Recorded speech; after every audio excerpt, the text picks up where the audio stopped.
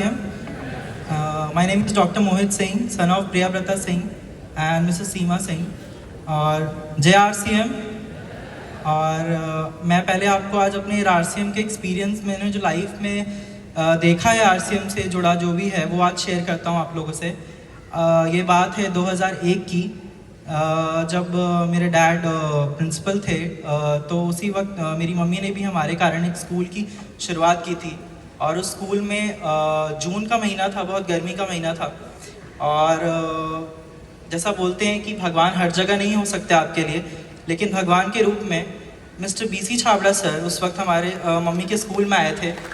और उन्होंने उस वक्त किट हुआ करती थी और सर्फ वगैरह ही प्रोडक्ट्स हुआ करते थे। वो प्रोडक्ट किट दे करके उन्होंने मेरे पापा को, मम्मा को प्लान बताना स्टार्ट कर दिया। और वो प्लान धीरे धीरे उन लोग समझने लगे। लेकिन उसी बीच मेरी मम्मा ने उस किट में से कपड़ा निकाल करके मिस्टर BC छाबड़ा सर को टोक दिया कि ये कपड़ा उतना पसंद नहीं आ रहा है मुझे। पर BC छाबड़ा सर की वो लाइन है कि आज हम इस स्टेज पे खड़े हैं। उन्होंने उस वक्त ये बोला कि मैडम, मैं आपको सोने की खदान दिखा रहा हूँ, आप कोयला खोज रही हैं। पर आज की डेट में ये मैंने सुनी बात, मुझे याद नहीं उतना, पर मुझे इतना याद है कि सर ज़रूर स्कूल आए थे उस वक्त। और फिर डैड ने प्लान समझना स्टार्ट किया। लेकिन ऑलरेडी सर की इतनी बड़ी बात मम्मी के बाद मन में बैठ चुकी थी, हिट कर चुकी थी। और उन्होंने उनको कन्विंस कर लिया कि प्रिंसिपल रहते हुए भी साथ साथ RCM को किया जा सकता है, क्योंकि इसमें इन्वेस्टमेंट की ज़रूरत नहीं है।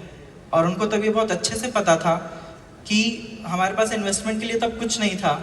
तो कहते हैं ना, there is nothing to lose. जब खोने के लिए कुछ है ही नहीं तो डर किस बात का।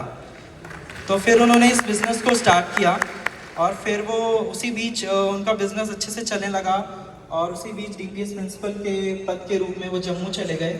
और उसी दौरान बिहार में बहुत अच्छा रिस्पांस मिलने लगा। किट की सेल बहुत अच्छी होने लगी, बम्पर सेल होने लगी। और बिहार के लोगों ने, यूपी के लखनऊ के लोगों ने काफ़ी रिस्पांस अच्छा दिया। और धीरे धीरे ये बिज़नेस आगे बढ़ता चला गया। और फिर उसी बीच हमारे मम्मी पापा का मेन फोकस था कि हमारे लाइफस्टाइल अपग्रेडेशन के साथ साथ हमारी एजुकेशन पे उनका बहुत ज़्यादा फोकस था। और उनको हमेशा एक चिंता लगी रहती थी कि इतना पैसा कहाँ से लाएंगे कि बड़े बड़े स्कूलों में तुम्हें पढ़ा सकें। उसी वजह से जिस स्कूल में सर आए थे वो मम्मी ने स्कूल स्टार्ट किया था। और फिर उन्होंने सोचा कि अब जब RCM से ठीक ठाक पैसा आने लगा, अच्छा खासा पैसा आने लगा, तो उन्होंने वो स्कूल के साथ साथ RCM को फुल टाइम किया। और DPS जब बिहार से अच्छा रिस्पांस आने लगा तो कम्प्लीटली उन्होंने अपनी जॉब को छोड़ दिया। और जॉब को छोड़ने के बाद फुल टाइम RCM में आ गए। और 7-8 साल के अंदर ही उन्होंने रूबी पिन अचीव कर लिया था। और धीरे धीरे हमारी लाइफ चेंज होती चली गई और हमें पता ही नहीं चला कब हमारा टाइम आ गया कॉलेज जाने का।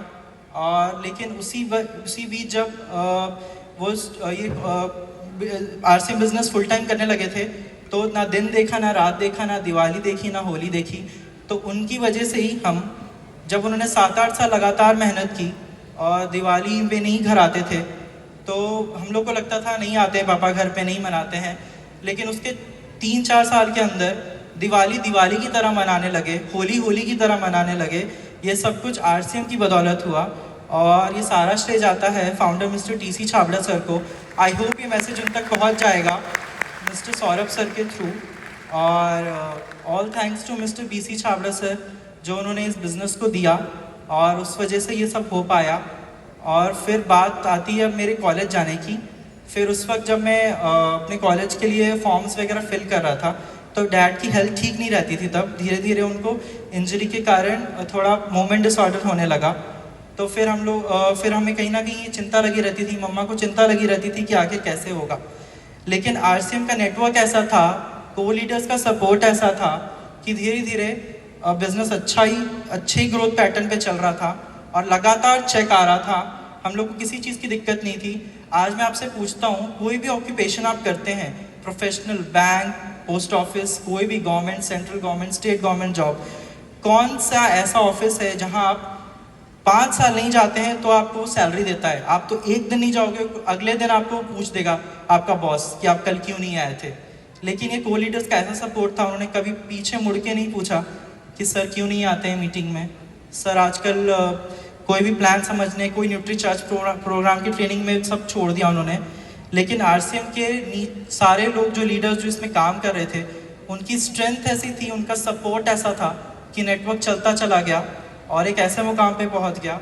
और फिर उसी बीच अनफॉर्चुनेटली लास्ट ईयर पापा की सितंबर 2023 में डेथ हो गई और कंपनी ने खुद फ्रंट फुट पे आकर के बोला कि हम सारे डॉक्यूमेंट्स आप हमें मेल कीजिए, हम बहुत रेडी हैं इसको पेन ट्रांसफ़र करने के लिए।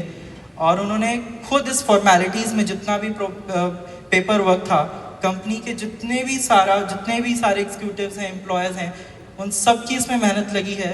पिछले 6 महीने के अंदर उस मेहनत के साथ उन्होंने इस पेन को ट्रांसफ़र करा दिया पेपर वर्क कराने के साथ साथ। और उसके लिए मैं बहुत शुक्रगुजार हूँ कंपनी का और कंपनी की ऐसी पॉलिसी का कि आज मैं आप सबके सामने ये सब खड़े होकर स्टेज पे बोल पा रहा हूँ। नहीं तो शायद मैं लास्ट ईयर ही हम लोग इस कंपनी को एग्जिट कर जाते।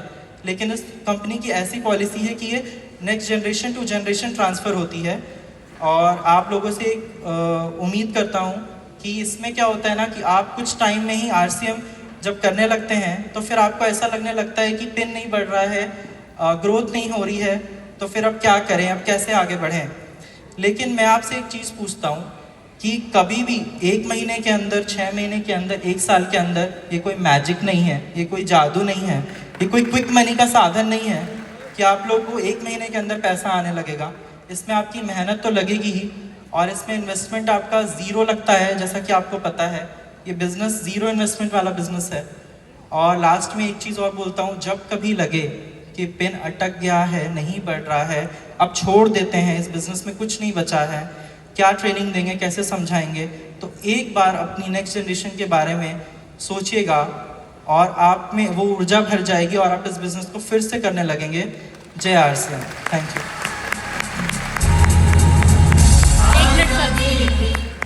मैं 1 मिनट के लिए माइक देना चाहूँगी पीबी सर की सुपुत्री प्रतीक्षा जी को। For a minute please. Thank you. जय आरसीएम। जय आरसीएम। कैसे हैं सब? थोड़े ही लोग बता रहे हैं। अगर आप लोग अपने बारे में नहीं बताएंगे तो मैं अपने बारे में आपको कैसे बताऊंगी। कैसे हैं आप सब? अमेजिंग। मेरा नाम प्रतीक्षा सिंह है। नोएडा में ही रहती हूँ। मेरे पापा का नाम मिस्टर पीबी सिंह, मम्मी का नाम मिसेस सीमा सिंह, दोनों ही आरसीएम से जुड़े हुए थे। जो मेरे पापा को जानते हैं उनको पता होगा, वो डीपीएस के प्रिंसिपल थे। बहुत अच्छे एजुकेशन से थे, जहाँ गए हमेशा टॉप किया। डबल डिग्री थी उनके पास, डीपीएस के प्रिंसिपल बने ऑफ कोर्स। मेरी मम्मी का खुद का स्कूल था, वो भी पोस्ट ग्रेजुएट थी, उन्होंने खुद का स्कूल खोला, वो भी प्रिंसिपल थी। दोनों इतने एजुकेटेड थे। तो एक दिन मैं सोच रही थी कि ऐसा मतलब क्या आप लोग डीपीएस को पापा ने एक टाइम पे क्विट करके आरसीएम क्यों ज्वाइन किया? मुझे बस उसका रीज़न जानना था। तो मैं कभी समझ ही नहीं पाई, कभी पूछ भी नहीं पाई। तो उसके बाद क्या हुआ, एक दिन जैसा मेरे भाई ने बताया, बीसी अंकल आए मम्मी के पास और उन्होंने आरसीएम बताया। उस दिन मेरे पापा समझ गए कि आरसीएम क्यों करना है और आज मैं समझ गई पापा ने आरसीएम क्यों किया।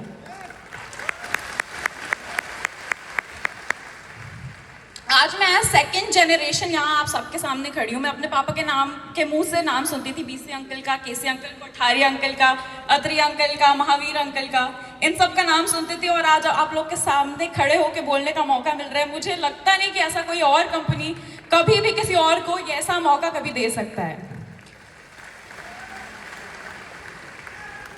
प्रोफेशनली भी मैं एक सॉफ्टवेयर इंजीनियर हूँ। जब मैं छोटी थी, जब मैं क्लास 12th में थी, तो मैंने मम्मी पापा से पूछा कि मम्मी पापा मैं क्या करूँ आगे। तो मेरे मम्मी पापा ने बोला बेटा जो करना है कर, जो तेरा मन है बन जा। कभी फोर्स नहीं करा कि आरसीएम करो, कभी फोर्स नहीं करा जो हम करें उसको सीखो, कभी फोर्स नहीं करा कि जो मैंने किया है उसको करो। उन्होंने मुझे बोला जो बनना है बन जा। तो मेरा भी जो मन किया मैं बन गई। तो मैं सॉफ्टवेयर इंजीनियर हूँ बाय प्रोफेशन और मैंने फिर इंजीनियरिंग कॉम्पिटिटिव एग्जाम्स दिए और सिलेक्शन के बाद मैं बैंगलोर के कॉलेज में चली गई। वहाँ से मैंने बीटेक करी और रिक्रूटमेंट में ही मेरी फर्स्ट जॉब अमेज़ॉन में लगी। तो अमेज़ॉन में मैं सॉफ्टवेयर इंजीनियर थी और अमेज़ॉन सब जानते हैं बहुत अच्छी एमएनसी है, सब कुछ है।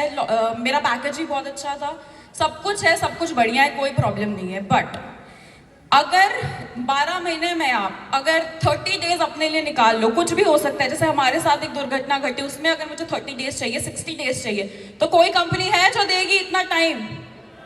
कोई कंपनी है जो पूछेगी नहीं कि क्या कर रहे हो, कहाँ हो, ऑफिस क्यों नहीं आ रहे? है कोई कंपनी ऐसी? नहीं। लेकिन जैसे मेरे भाई ने बताया, आरसीएम एक ऐसी कंपनी, कभी मुड़ के नहीं बोला कि आप ये कर रहे हैं, आप वो कर रहे हैं, आप ऐसा कर रहे हैं, आप वैसा कर रहे हैं। उनको दिखता था मेरे पापा का हार्ड वर्क, स्वेट, ब्लड जो उन्होंने तब दिया जब वो स्वस्थ थे। तो अगर अमेजोन में आप 30 दिन ऑफ ले लो, तो 30 दिन छोड़ो, 15 दिन ऑफ ले लो, तो आप जब पीछे मुड़ के देखोगे ना, आपके पीछे एचआर होगा, आपका खुद का मैनेजर होगा और पूरी कंपनी होगी, और आप कंपनी के बाहर हो गए। तो ये तो मैं समझ गई हूँ कि RCM is the future of this generation and coming more generations, और आशा करती हूँ आप लोग भी समझ गए होंगे। बहुत बढ़िया।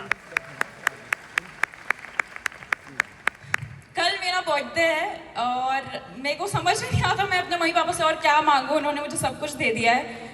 मैं अपने मम्मी पापा को बस आज, अगर वो सुन रहे होंगे तो उनको थैंक यू बोलना चाहती हूँ, और बीसी अंकल आपको भी थैंक यू बोलना चाहती हूँ, और केसी अंकल तक तो ये पहुंच ही जाएगा। थैंक यू हर चीज़ के लिए, थैंक यू।